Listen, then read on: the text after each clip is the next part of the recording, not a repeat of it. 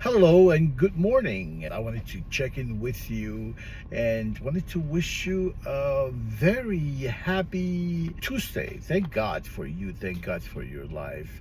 And thank God for allowing us to wake up this morning. I come to you just to say hi to you, my friends, my followers, and those who have opposing views.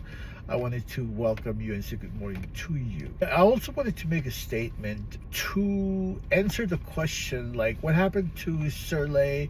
How come he hasn't been online? And how come he hasn't been doing this live on Gas and Coal? This is for Koshayans. That's where I'm from. And I wanted to just say that the reason why I have not been online is because when it comes to doing research and dissertation writing, that takes a toll on you, and that requires a lot of commitment. And it is very involved. When you talk about 5,000 to 8,000 words per chapter, and there are 8 chapters, that takes a lot. And that is why I have not been online or doing this Bible study for Koshayans. But the good news is God is good. And I am toward the end of this program.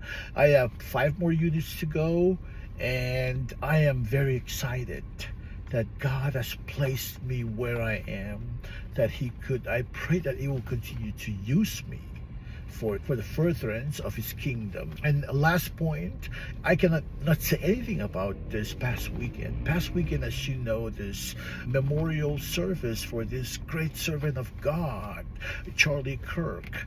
Many on the left, or those with opposing views, thinks that he's racist. But here's what I want to say. I was watching the memorial service, which turned into a revival.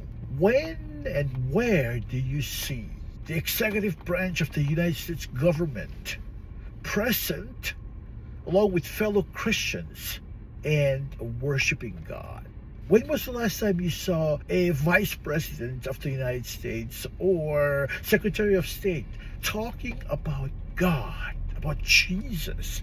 When was the last time? Yet, many people are saying that President Trump is not a Christian. But if you really look into this current administration, has done a lot for freedoms of Americans, and especially the freedom of speech, allows Christians to freely share what we believe in. Do your own research. Don't let the major news network to tell you what to believe, to indoctrinate you in the wrong beliefs. Don't let them do it. Do the research yourself, and you'll find out that even late Charlie Kirk, people call him anti-Christian, people call him racist.